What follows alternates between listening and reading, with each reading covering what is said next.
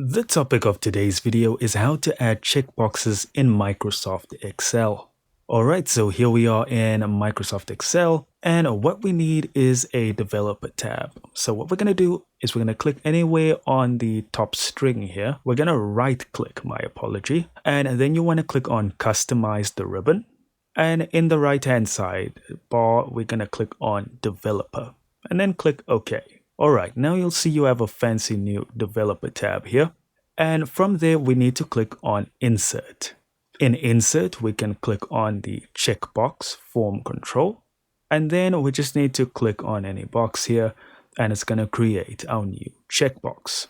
And what we want to do is we want to delete the text. So let's right click and then click on Edit Text. And we can just delete all of this text here. And you'll notice if I click on the checkbox, it makes a tick. And if I click on it again, it removes the tick.